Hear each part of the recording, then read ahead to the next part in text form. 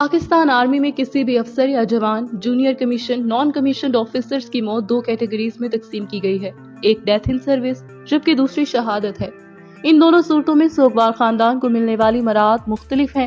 یہاں یہ بھی قابل ذکر ہے کہ ملک بھر میں بعض ایسے علاقے ضرور واضح کر دیے گئے ہیں جنہیں آپریشنل قرار دیا گیا ہے اور یہاں طبعی موت بھی شہادت تصور کی جاتی ہے۔ ان میں بلوچستان کے کچھ علاقے، سابقہ فاٹا کے بعض حصے اور سیاچن کے کچھ ایریاز شامل ہیں۔ اسی طرح دوران پرواز حادثہ پیش آنے کی صورت میں ہلاک ہونے والا فوجی شہید تصور کیا جاتا ہے۔ اس ضمن میں حتمی فیصلہ فوج ہی کرتی ہے۔ فوج میں شہید ہونے کی صورت میں رینک سٹرکچر یعنی افسر، سولجر یا جونیئر کمیشنڈ آفیسر کے تحت ایک مخصوص رقم کیش کی صورت میں دی جاتی ہے۔ اس کے علاوہ ڈی ایچ اے میں ایک پلاٹ اور پھر ہاؤسنگ ڈائریکٹوریٹ کا گھر مفت دے دیا جاتا ہے۔ خیال رہے کہ یہ وہ گھر ہے جس کے لیے افسر اپنی سروس کے دوران ہر ماہ تنخواہ سے ایک قسط ادا کرتا ہے۔ تاہم دوران آپریشن ہلاک ہونے کی صورت میں یہ گھر مفت دیا جاتا ہے اور اس وقت تک جمع کرائی گئی رقم بھی اہل خانہ کو واپس کر دی جاتی ہے۔ ہر 2 سال بعد فوج میں ایگریکلچر لینڈ کی اسکیم آتی ہے جس میں ان افسران کے اہل خانہ کو ترجیح دی جاتی ہے۔ ان افسران اور جوانوں کے بچوں کو آرمی کے تمام تعلیمی اداروں میں ترجیحی بنیادوں پر داخلہ دیا جاتا ہے۔ ان کے والدین، اہلیہ اور بچوں کو طبی سہولیات ویسے ہی جاری رکھی جاتی ہیں جیسے ہلاک ہونے والے افسر یا جوان کی زندگی میں ان کے لیے موجود تھیں۔ آرمی کا گھر اور بیٹمن 3 سال کے لیے دیا جاتا ہے جس میں 5 سال تک کی توسیع کی جا سکتی ہے تاکہ اس خاندان کی فوج سے باہر منتقلی سہل ہو سکے۔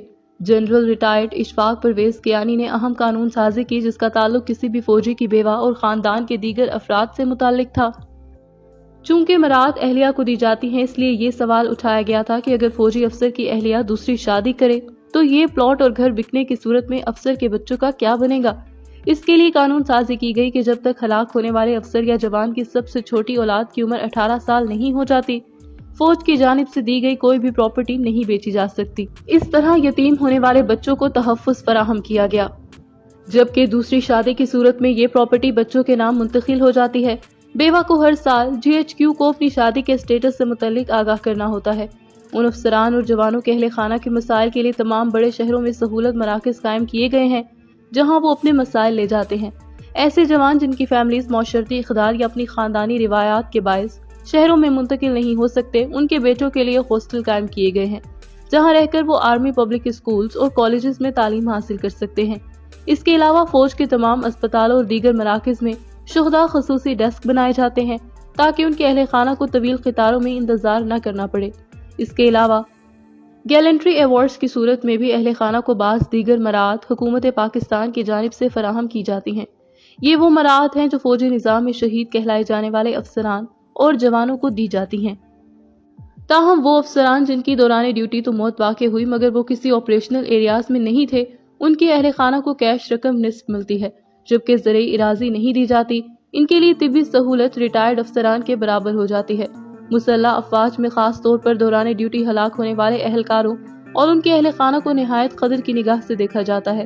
اس کی ایک بڑی وجہ فوج میں شامل دستوں کا مورال بلند رکھنا ہے۔ ایسے افسران اور جوانوں کے اہل خانہ کی قیادت کی سطح پر بھی خاص خیال رکھا جاتا ہے۔ مثلاً جب سابق army chief general retired Raheel Sharif کی ریٹائرمنٹ سے کچھ ماہ قبل ان کے آخری یوم شہداء منعقد کیا گیا۔ اس تقریب کے ختم ہونے کے بعد جنرل ریٹائرڈ راحیل شریف نے اپنے ماتحت عملے کو کہا کہ وہ اس وقت تک وہاں موجود رہیں گے جب تک وہاں موجود اہل خانہ کے مسائل حل نہ ہو جائے۔ ان کی کرسی وہیں میدان میں لگا دی گئی۔